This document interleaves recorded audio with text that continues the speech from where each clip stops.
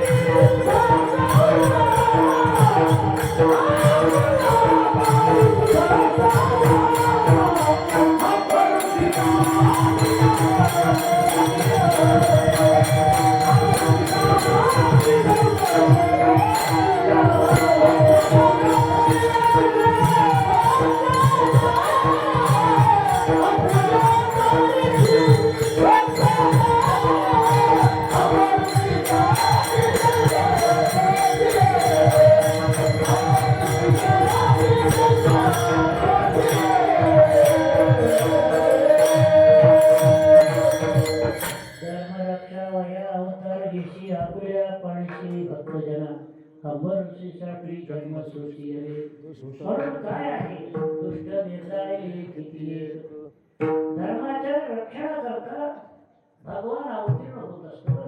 प्रत्येक युगामध्ये तो अवतीर्ण होत असतो. संभवामी युगे युगे प्रत्येक युगात. म्हणून जीवाला कर्माचं फळ भोगण्याकरता जन्माला यावंच लागतं. आणि संत महात्मे तर स्वेच्छेने येतात. तुका म्हणे गर्भवासी ते स्वेच्छेने येत असतात आणि भगवंताला आणवावा लागतो. आणि संत महात्मे स्वेच्छेने येत असतात. त्या संत महात्म्याचं काय आहे, पुण्यतिथीचा दिन पुण्यतिथी असल्यामुळे त्याचा सत्ता असल्यामुळे संत परामर्श घेतला.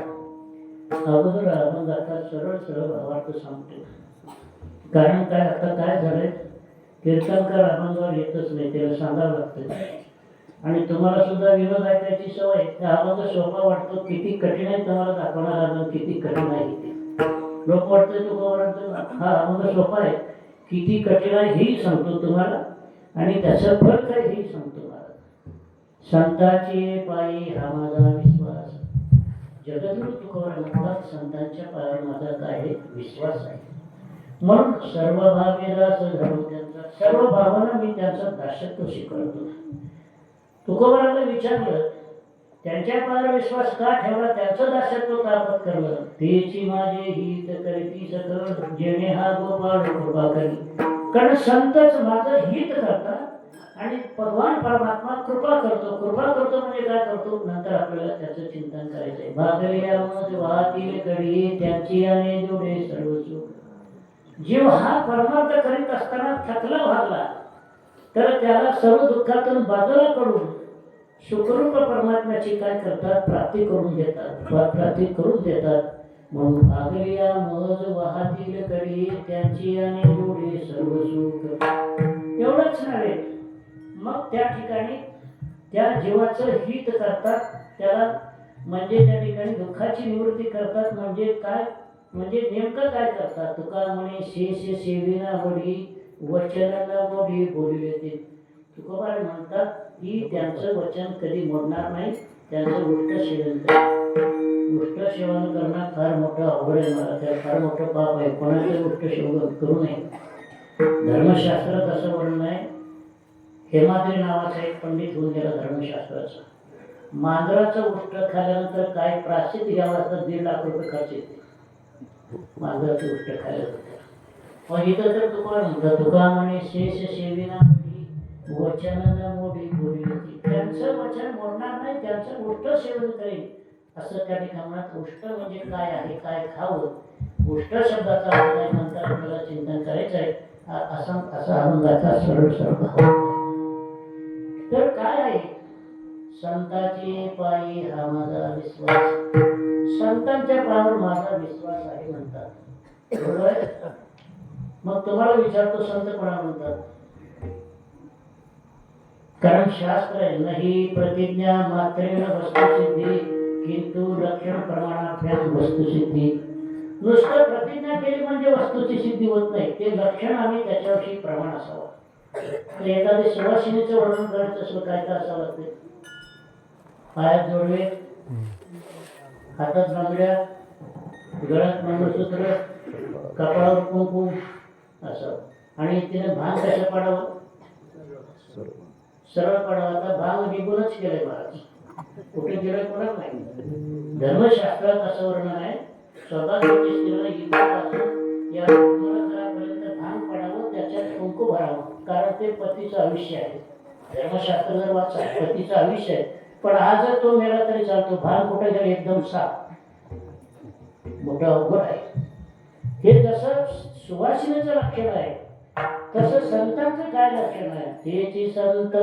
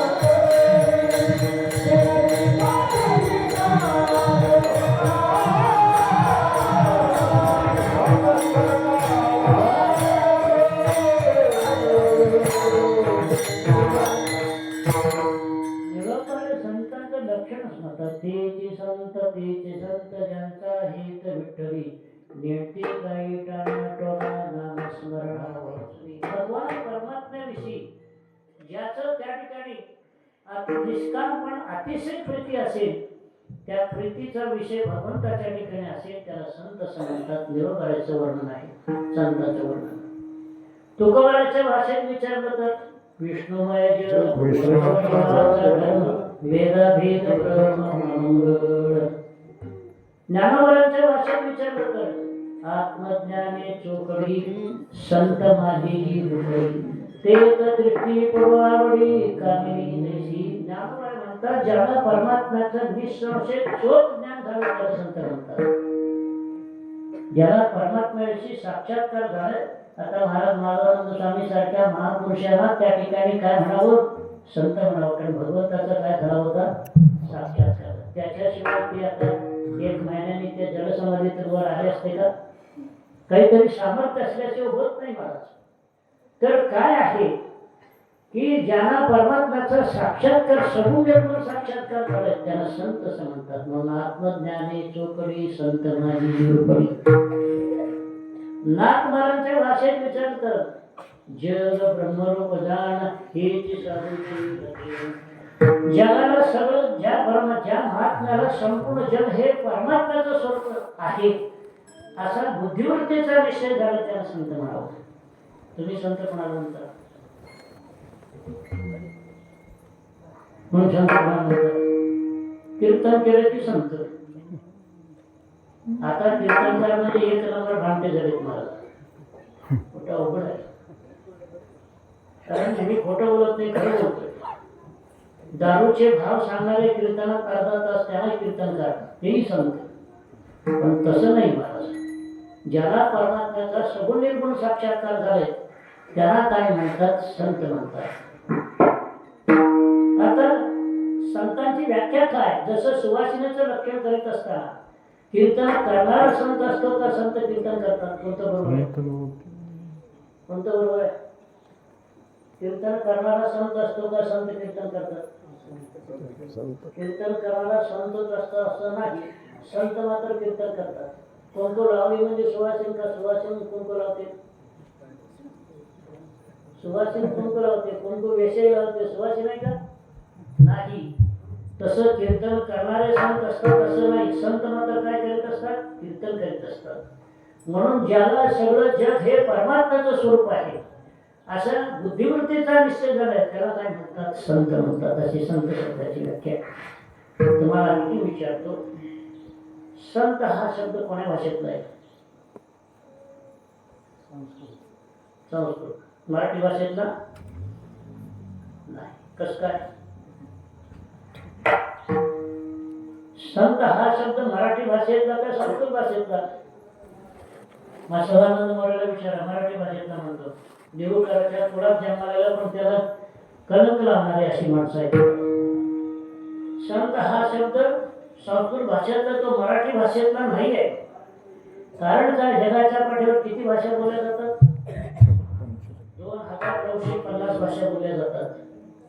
त्यामध्ये आपल्या देशामध्ये 450 भाषा आणि पाश्चात्य सगळ्या राष्ट्राचा विचार केला तर 2500 भाषा बोलल्या जातात. त्या 2500 भाषेची ज्यांनी लॅटिन भाषा आहे, कोणती आहे? जननी लॅटिन. आणि आपल्या देशातल्या 450 भाषाची जननी संस्कृत आहे. आणि शेवटी त्या लॅटिन भाषेची जननी सुद्धा संस्कृतच आहे. महाराज कसं तुम्हाला सांगतो, परावा देतो तुम्हाला. मी काय भिन्न परावाचं बोलत नसतो, ही गोष्ट ध्यानात ठेवा. आता इंग्रजी भाषेमध्ये आईला काय म्हणतात? आणि तो शब्द कसा झाला? संस्कृत भाषेमध्ये मातृ शब्द आहे, माता, मातरू, मातरहा. मातृ शब्दाचा अपभ्रंश होऊन मदर शब्द झाला. संस्कृत भाषेमध्ये पित्याला काय म्हणतात? पितृ, पिता. आणि इंग्रजी भाषेमध्ये फादर. पितृ या शब्दाचा अपभ्रंश होऊन फादर शब्द झाला. संस्कृत भाषेमध्ये बहिणीला श्वश्रू म्हणतात. स्वसा, स्वसा, रव, ससारा असा शब्द चालतो. त्याचा अपभ्रंश होऊन शिष्टर शब्द झाला. म्हणून जगातल्या सगळ्या भाषेची जननी कोण आहे? संस्कृत आहे. पण आपली मुलं आपण कोणती भाषा शिकवतो? कोणती भाषा शिकवतो? इंग्रजी. इंग्रजी भाषा कोणाची आहे? कोणाची भाषा आहे ती? पशूंची भाषा आहे. ब्रिटिशांची म्हणायचं नाही, पशूची भाषा आहे, नालायकाची भाषा आहे. त्याच्यात कसं चूक आहे तुम्हाला सांगतोय. तुमच्या मराठी भाषेमध्ये मुळाक्षर किती आहेत? 36. तुम्ही आम्ही शिकलेच नाही ते मराठी भाषेत. मंत्र आहे उच्चारिता जीवती ज्ञानोबा लिहितात. 52 अक्षरा करोता कोणता मंत्र आहे पडदुसुता.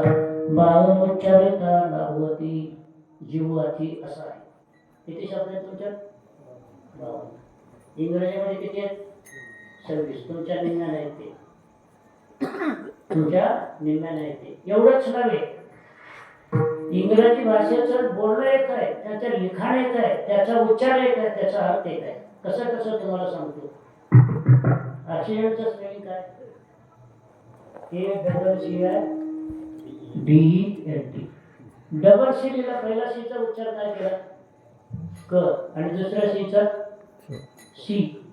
अक्षर भिन्न आहे तर एक आहे, मग उच्चार भिन्न कशाला पाहिजे? कोणत्याच इंग्रजी पंडितांना सांगा, मी विचारतो त्याला, अक्षर एक असताना भिन्न उच्चार का? त्यावेळेला असं घडतंय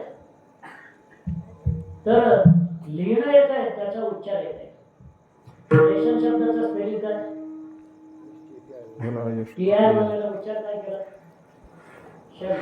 तुमच्यासारखं मेळा का तो श झाला. TI वर लिहायचं, शब्द उच्चार करायचं. जसं लिहिलं तसं उच्चारायचं. म्हणजे पशुची भाषा नाही का ती? आणखी विचारतो, काही वेळेला तो शब्द लिहिला जातो, त्याचा उच्चार वेगळा केला जातो. आता तुम्हाला ब्रिज शब्द लिहा, BRIDGE. हा बरोबर आहे. मग आता तुम्ही डी लिहिला, त्याचा उच्चार काय केला? डी लिहिला, त्याचा उच्चार केला का? मग कशाला झक मारायला येते? एवढंच नव्हे, आपली भाषा मागा पुढं क्रियापदाबद्दल काहीच बदल होत नाही. पण इंग्रजीमध्ये मागा पुढं झाला की म्हणजे अर्थाचा अनर्थ होत असतो. आपण तो पाणी पितो, मराठी सरळ आहे, ही इज ड्रिंकिंग वॉटर. आमचं मागं पुढे झालं तर अर्थात बदल होत नाही. वॉटर ड्रिंकिंग ही म्हणजे पाणी त्याला पिते, पाणी त्याला पिते. बरोबर आहे का? म्हणून मी म्हणतो, इंग्रजी शिकणाऱ्या माणसाला संत वाङ्मयाचं कवी इतकी अक्कल नसते. सदानंद मोरेचं उदाहरण आहे का? कोणाचं उदाहरण आहे?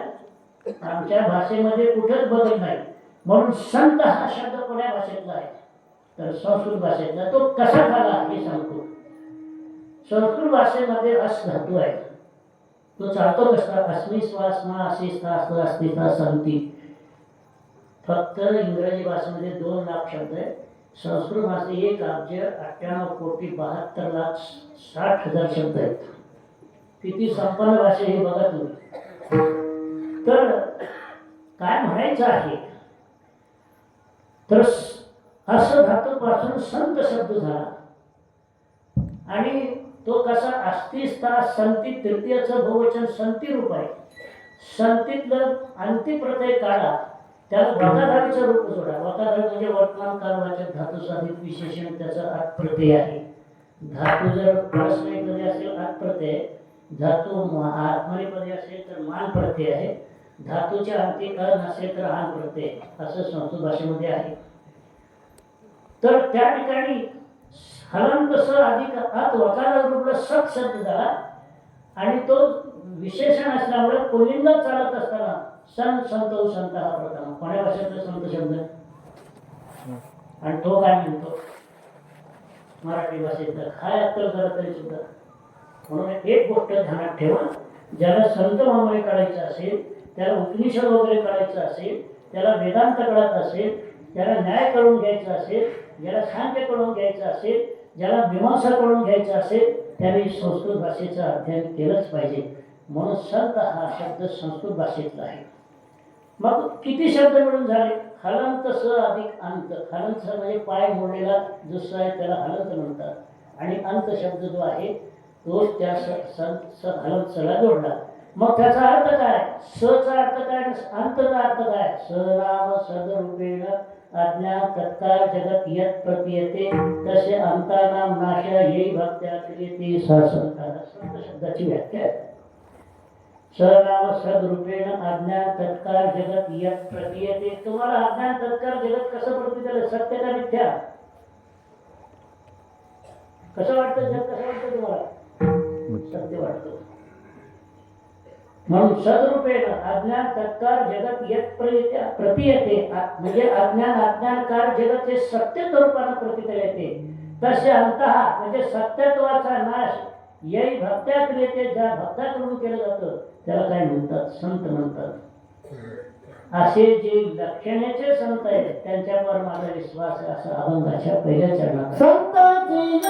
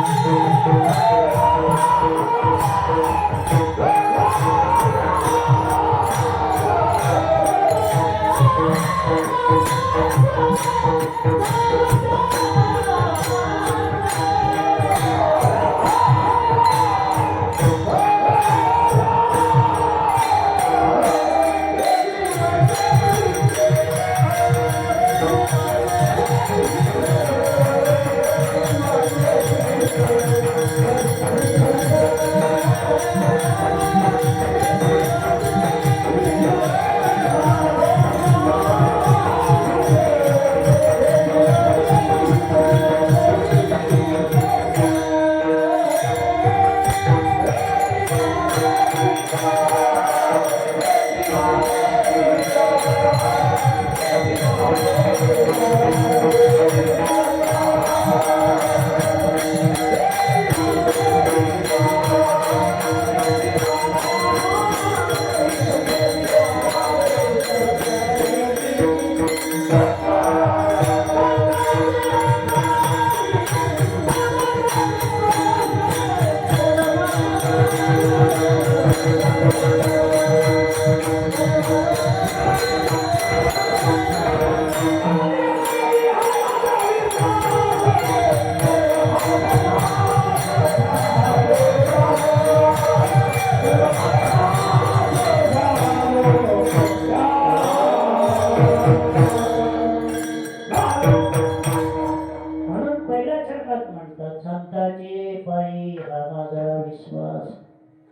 विचारतो, संतांच्या पायावर विश्वास असा का वचनावर असावा?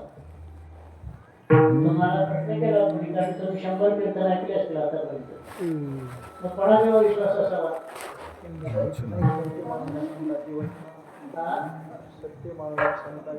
पायावर नसावा ना. पायावर नसावा तर संतांची आम्हाला विश्वासावर संतांच्या पायावर विश्वास असावा आणि संतांच्या वचनावर विश्वास असावा. संतांच्या पायावर विश्वास असला की अंतःकरणाची सिद्धी होते आणि संतांच्या वचनावर विश्वासाला अविद्येची निवृत्ती होते. तुका म्हणे कानी ऐकले मात तोची झाला घात जीव प्राण. संतांच्या पायावर विश्वास असावा, संतांच्या वचनावर विश्वास असावा. एक मुलगा एका माणसाला 2 मुलं आहेत. एक मुलगा काय करतो, रोज वडिलाच्या बापाच्या पाया पडतो पण एकही वचन ऐकत नाही. दुसरा वचन पाया पडत नाही पण वचन ऐकतो. कोणता आवडतो? वचन ऐकणारा आवडतो का पाया पडणारा आवडतो? वचन ऐकणारा. पाया पडणारा आवडत नाही. व्यवहारात गोष्टी वेगळी, परमार्थ क्षेत्रामध्ये संतांच्या पायावर विश्वास असावा आणि संतांच्या वचनावर सुद्धा काय असावा? विश्वास असावा. म्हणून संतांचे पायी हा माझा विश्वास. किती विश्वास असावा संतांच्या पायी? त्याला एक आहे, त्या पंडित पितांबरजीने एक गोष्ट लिहिली. त्या गोष्टीत असं गोष्ट लिहिलं, एक सार्वभौम राजा होता. त्या राजाच्या त्या ठिकाणी राज्यात 12 वर्षे पाऊसच आला नाही. काय आला नाही? 12 वर्षे पाऊस आला नाही. मग त्यावेळेला काय झालं, तो सकाळ सकाळी प्रधानाला बोलवलं. राजाच्या राजवाड्यात पाणी नव्हतं. सकाळ सकाळी प्रधानाला बोलवलं राजाने. अरे 12 वर्षे पाऊस नाही, आज आमच्या राजवाड्यात पाणी नाही, लोकांचे काय हाल असेल. कोण आपण पाण्याच्या जे साधना करतात, कोण साधू संत भेटतील, ऋषीमुनी भेटतील, त्यांच्याकडे जाऊन त्याचा उपाय आपण विचारू. पण सकाळी दोघं पुढे झाले. दुपारी 2 वाजेपर्यंत फिरले, कोणी भेटलाच नाही. कारण उजळे भाग्याचा अवधी चिंता संत दर्शनी हाला तर भेटलाच नाही संत. मग दुपारची वेळ अत्यंत त्यांना तहान लागलं. एका झाडाखाली त्या ठिकाणी घोडे बांधले आणि बसले. प्रधान मांडी घालून बसला होता. राजा त्या प्रधानाच्या पायावर मांडीवर डोकं ठेवून त्याला झोप लागली. तेवढ्यात काय झालं, त्या झाडावर 2 पक्षी होते. एक पक्षी दुसऱ्या पक्षाला म्हणतो, कारण पक्षाची सुद्धा भाषा असते, ते कळणाऱ्यालाच कळते. पक्षाची सुद्धा काय असते? भाषा असते. एक पक्षी दुसऱ्या पक्षाला म्हणतो, हा राजा अत्यंत पापी असल्यामुळं याच्या राजा 12 वर्षे पाऊस आला नाही आणि पाण्याच्या शोधा करता हा फिरतो. आतापर्यंत फिरलं, याला तहान लागली, याला सुद्धा पाणी मिळालं नाही. हा कसा लागी आली त्याला पाहा. दुसरा पक्षी म्हणतो, पाण्याचा उपाय आहे म्हणे. काय आहे? तर त्यावेळेला आपण ज्या झाडावर बसलो, राजाचा शिरछेद करून समोर कोरडं तळ, त्या कोरडं तळामध्ये राजाचं जर रक्त टाकलं तर त्याला तुडुंब भरेल, असं दुसरा पक्षी म्हणाला. तो पहिला पक्षी म्हणतो, राजा मेल्यानंतर पाण्याचा उपयोग काय? तो म्हणतो, त्याला सुद्धा उपाय आहे. आपण ज्या वृक्षावर बसलो त्या वृक्षाचा पानाचा रस धड आणि शेर चिटकून रस टाकलं ना, तो पुन्हा जिवंत होईल. त्यावेळेला त्याला वाटतं खरं का खोटं? प्रधान ऐकतो, त्याला भाषा कळत होती पक्षाची. खरं का खोटं? तर त्या प्रत्यक्ष आपण करून पाहावं म्हणून त्याने काय केला, एक प्रॅक्टिकली ग्रेटर दॅन थेअरी म्हणून एक इंग्रजी भाषेमध्ये म्हण आहे. तर तो काय म्हणा, प्रॅक्टिकल करून घ्यावं आपण म्हणून त्याने लगेच तलवार काढली, आपल्या बोटाचा छेद केला आणि बोटाला नंतर जोडला, रस टाकला जोडून. बरोबर आहे. प्रधान राजाला लगेच खाली टाकलं, छातीवर बसला आणि तलवार काढली शिरछेद करण्याकरता. त्यावेळेला राजा जागा झाला, पाहतो प्रधान आपल्या छातीवर बसलं, शिरछेद करण्याकरता तलवारवर बसली. राजा डोळे झाकले, शिरछेद केला, रक्त टाकलं, तळ भरलं ना, ते जोडलं, रस टाकलं, उठला. त्यावेळेला राजाला प्रधानाला संशय आला. राजा प्रत्यक्ष डोळ्यांनी पाहिला, मी छातीवर बसलो, शिरछेद करण्याकरता त्यावर प्रत्यक्ष पाहिला, काय करावं? तो विचारला राजाला. अहो राजेसाहेब, मी तुमच्या छातीवर बसलो, तुमचा शिरच्छेद करण्याकरता तलवार होत असली तरी तुम्ही प्रत्यक्ष डोळ्याने पाहिला आणि डोळे झाकले.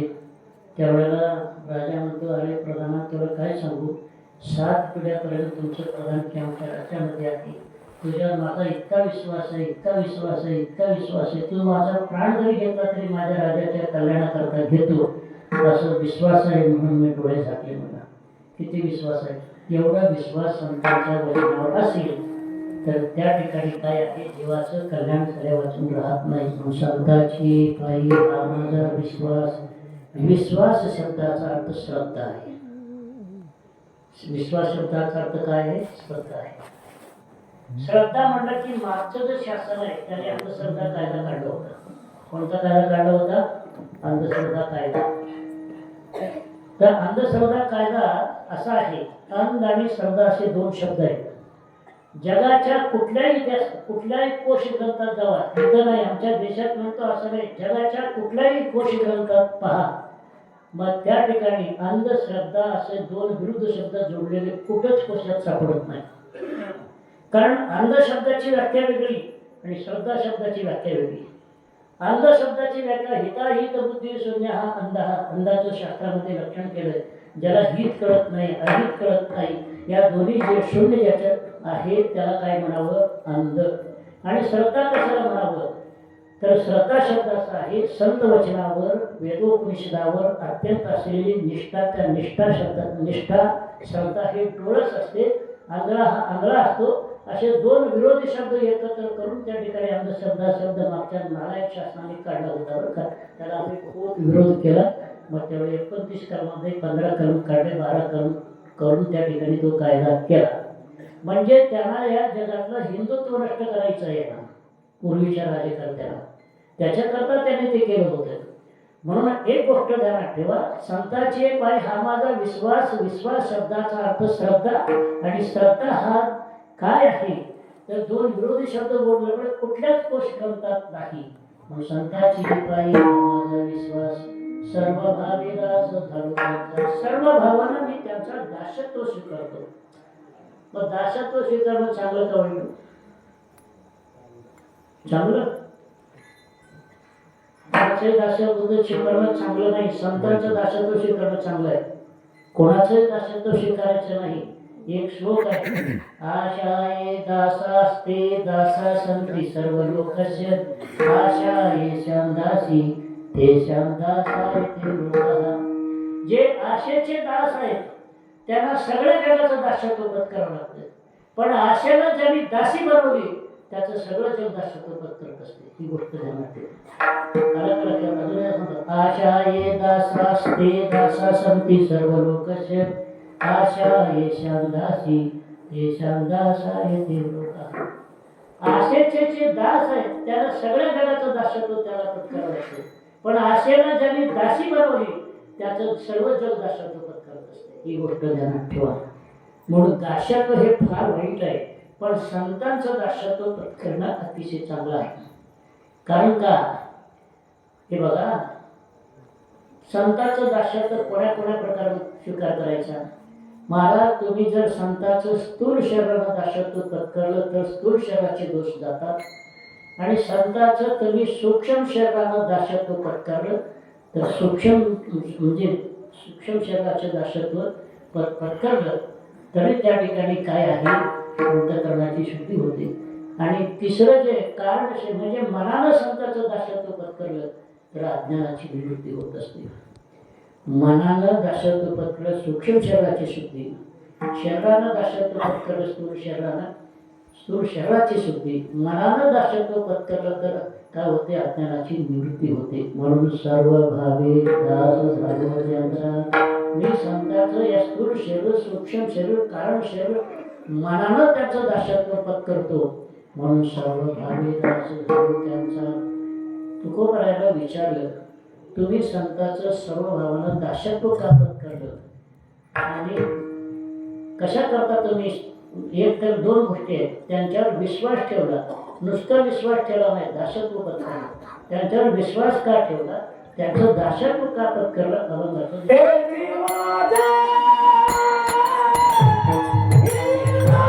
Hey,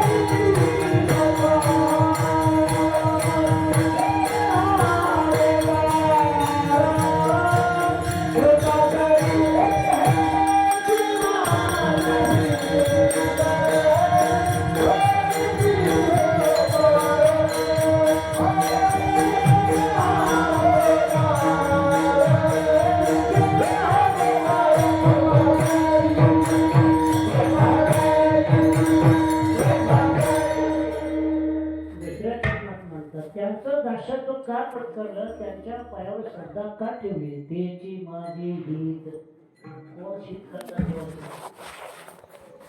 जर त्या ठिकाणी माझा वासमान स्वामी जर झाले नसते, ते आले असते काही तर तुम्हाला कीर्तन ऐकण्याची संधी मिळाली असते का? मिळत असते. त्यांच्यामुळं आहे. मग संतांमुळं जीवाचं हित, तेची माझे हित करती सकल. हित करतात म्हणजे काय? जेणे हा गोपाळ कृपा करी म्हणजे काय? हित करतात म्हणजे त्या ठिकाणी जीवाला परमात्म्याचं निर्गुण साक्षात्कार करून देतात. कोणतं साक्षात्कार? सगुण साक्षात्कार आणि निर्गुण साक्षात्कार असे दोन प्रकार आहेत. निर्गुण साक्षात्कार संतांच्या माध्यमातून होतो, दुसऱ्या कोणाकडून होत नाही. आणि निर्गुण साक्षात्कार झाल्याशिवाय त्या जीवाला त्या ठिकाणी मुक्ती नाही मिळत. काय नाही नामदेवाबरोबर जेव्हा होते भगवान सगळं देव होते, पण सगुण साक्षात्कार झाला होता, निर्गुण झाला होता का? नाही. मग निर्गुण साक्षात झाल्यानंतर कुत्र्यात सुद्धा काय दिसला? देव दिसला. म्हणून मुख्य निर्गुण साक्षात्कार आहे. सगुण साक्षात्कारही आहे, पण सगुण साक्षात्कार होण्याकरता कृत उपासक लागतो आणि निर्गुण साक्षात्कार कृत उपासकाची गरज नाही.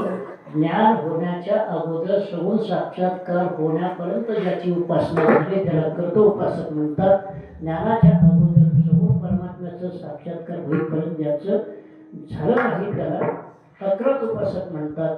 मग कृत उपासक जो आहे त्याला सगुण साक्षात्कार होतो, निर्गुण साक्षात्कार होतो. अकृत उपासकाला फक्त निर्गुण साक्षात्कार होतो, सगुण साक्षात्कार होत नाही. पण निर्गुण साक्षात्कार झाल्यानंतर त्या ठिकाणी सगळीकडे परमात्म्याचं काय आहे, परमात्माचा असा बुद्धिवृत्तीचा काय होतो, निश्चय होतो. आणि निर्गुण साक्षात्कार करण्याकरता काय करावं लागतं?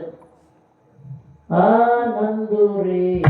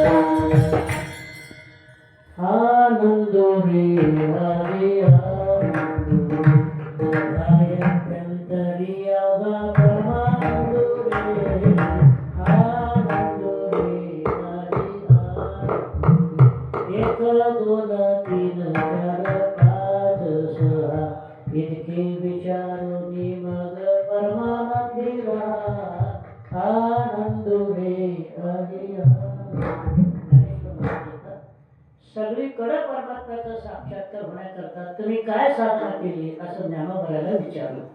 तेव्हा ते म्हणतात आम्ही 6 गोष्टीचा विचार केला. 1 2 3 4 5 6 इतके विचारून मग परमानंदी राहा.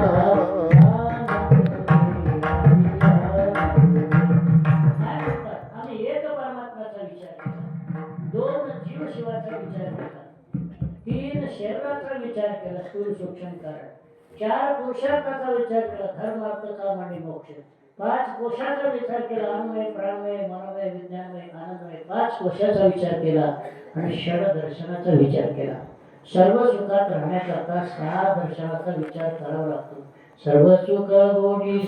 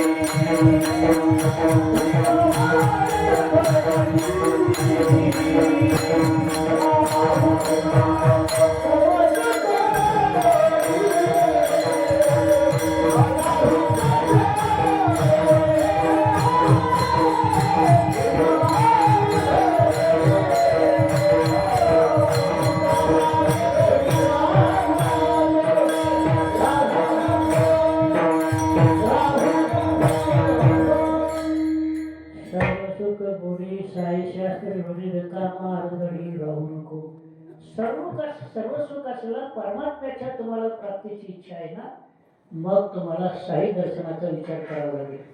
त्याच्याशिवाय होत नाही. साई दर्शन कोणते?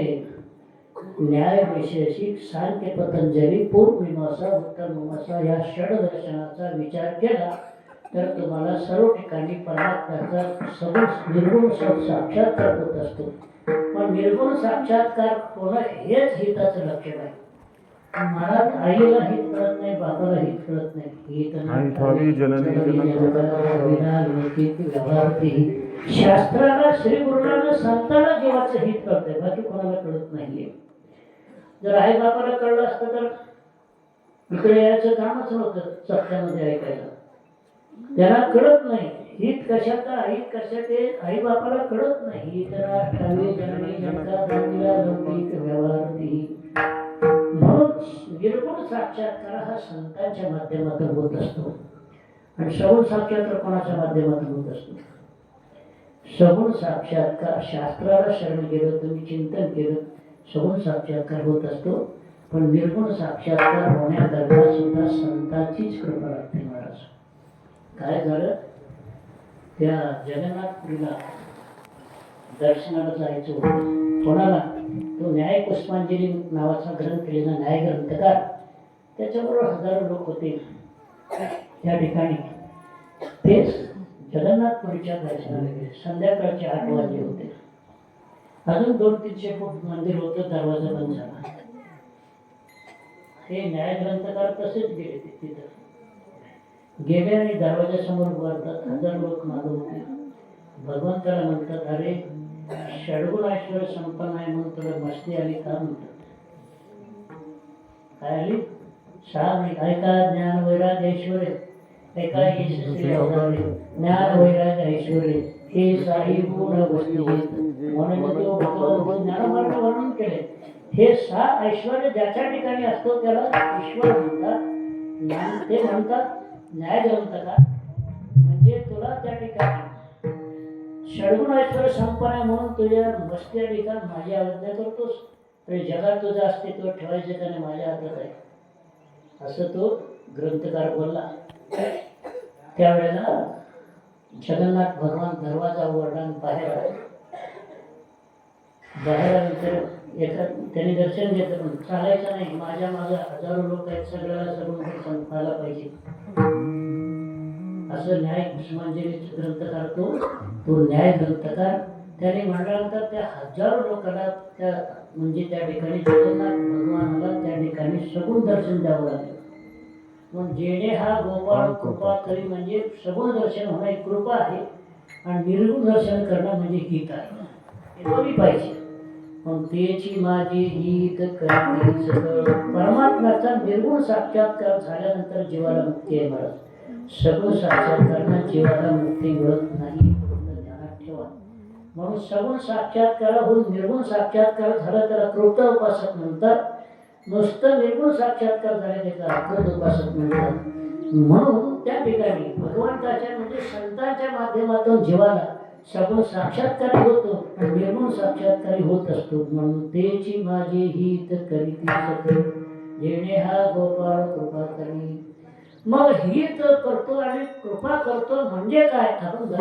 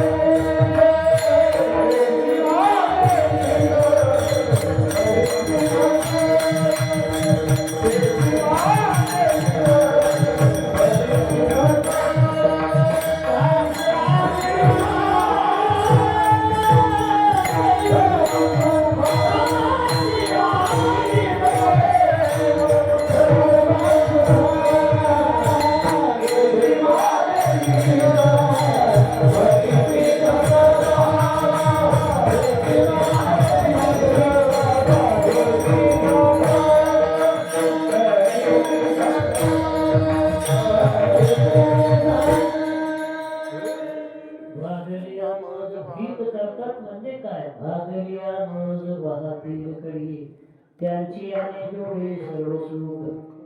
जीव हा परमात करता करता करता तो थकला भागला तर त्याला दुःखातून बाजूला करतो.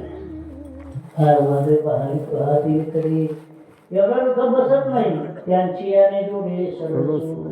त्या संतांच्या माध्यमातून जीवाला सर्व सुख असलेल्या भगवान परमात्म्याची काय होते? प्राप्ती होते. आता तुम्हाला सांगतो, एखादी महिला असते, लहान 1-1.5-2 वर्षाचा बाळ असतो. कुठेतरी जायचं असतं, बालकाला हात धरून चालवत असते ती. एखादा अर्धा-पाऊण किलोमीटर नंतर तो बालक म्हणतो आई, तर मम्मी शब्दाला आई संपला. आई शब्द संपलं. मम्मी शब्दाचा अर्थ काय होत माहिती आहे? त्या पारशी लोकांमध्ये मेल्यानंतर त्याला विहिरीत एक पाळणा असतो. त्या पाळण्यात त्या मड्याला ठेवतात आणि पाण्यात सोडतात. काही दिवसांनी कुजून त्याच्यात किडे पडतात, त्याला मम्मी म्हणतात. याच्या किडे पडले तर ते आईला सुद्धा मम्मी म्हणलं की बरं वाटतं, आई म्हणलं की बरं वाटत नाही. आणि मम्मी शब्द 2 बोट सोडलं की मम्मी शब्द निघतो. आणि बोटातूनच प्रीती असेल तर मम्मी म्हणेल, आणि आई शब्द बेंबीपासून प्रयत्न केला तर आई शब्द उत्पन्न होतो. म्हणून बेंबीपासून जर प्रेम असेल तर आईवर तो काय म्हणेल? आई म्हणेल. आणि बोटातच प्रेम असेल तर काय म्हणेल? मम्मी म्हणेल. ती चालवत होती त्या बालकाला. मग काही अंतरावर गेलं तर तो बालक म्हणतो आई माझं पाय दुखते, मला कडेवर घे. त्यावेळेला ती माता बालकाला कडेवर घेते. कडेवर घेतल्यानंतर 2 गोष्टी होतात. एक तर पाय दुखणं थांबतं आणि कडेवर घेतल्यानंतर काय होतं? आनंद होतो. तसं संत काय करतात? जीवाला त्या ठिकाणी परमार्थ करत असताना परमार्थ करत असताना सुद्धा फार कष्ट आहे. स्वतः भक्ती ते कठीण 16 पण एवढे ते बळी निर्णय परमार्थ करणं, सगुण साक्षात्कार करून वेगळं फार कठीण आहे. अधिकार संपन्न श्रवण मन निध्यासन तत्व पदार्थ शोधन ह्या सगळ्या गोष्टी केल्यानंतर त्या भगवंताचा साक्षात्कार होतो. म्हणून काय आहे तर भागल्यामध्ये वाहतील कडे म्हणजे दुःखातून बाजूला काढतात आणि सर्व सुखातल्या भगवान परमात्म्याची प्राप्ती करून देतात. हे मोक्षाचे लक्षण आहे. मोक्ष कशाला म्हणतात तर कारण असेल सर्व दुःखाची निवृत्ती, परमानंद प्राप्ती, त्याला मुक्ती म्हणतात किंवा त्याला मोक्ष म्हणतात. ही प्राप्ती व्हायची असेल तर संतांच्या माध्यमातूनच होते. जसं ती माता बालकाला कडेवर घेतल्यानंतर 2 गोष्टी घडतात. कोणत्या? पाय दुखणं थांबतं आणि कडेवर घेतल्यानंतर काय होते? आनंद होतो. तसं संतांच्या त्या संगतीमध्ये काय होते? तुम्ही संतांच्या बरोबर राहिलं तर तुम्हाला काय होते? तर संसार दुःखाची निवृत्ती होते. परमार्थ क्षेत्रात असल्यानंतर जे दुःख होते त्याची सुद्धा निवृत्ती होते आणि सर्व सुख असलेल्या भगवान परमात्म्याची काय होते? प्राप्ती होते. कोणाच्या माध्यमातून होते? संतांच्या माध्यमातूनच होते. महाराजाच्या माध्यमातून होत नाही, कीर्तनकाराच्या माध्यमातून होत नाही. तो संत असला पाहिजे. तर त्या संतांच्या माध्यमातून तुम्ही राहिलं तर तुम्हाला त्या ठिकाणी सर्व दुःखाची निवृत्ती होते, परमानंदाची काय होते? प्राप्ती होते. म्हणून भागवी रोज वाहती करी त्यांची आणि जोडी सर्व सुख. त्यांच्यावर सर्व सुख भगवान परमात्म्याची काय होते? प्राप्ती होते. एवढंच नव्हे, शेवटच्या चरणात काय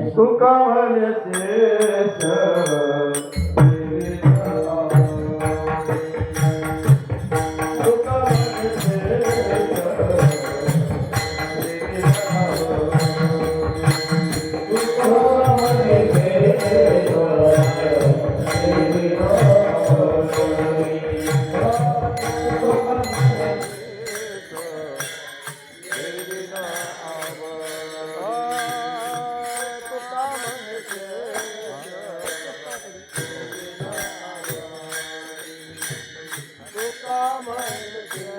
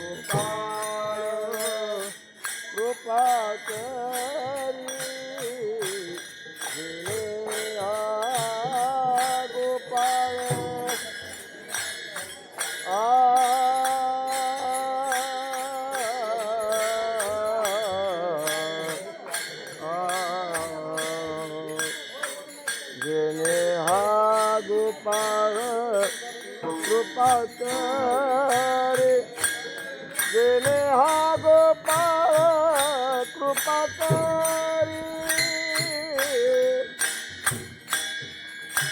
आ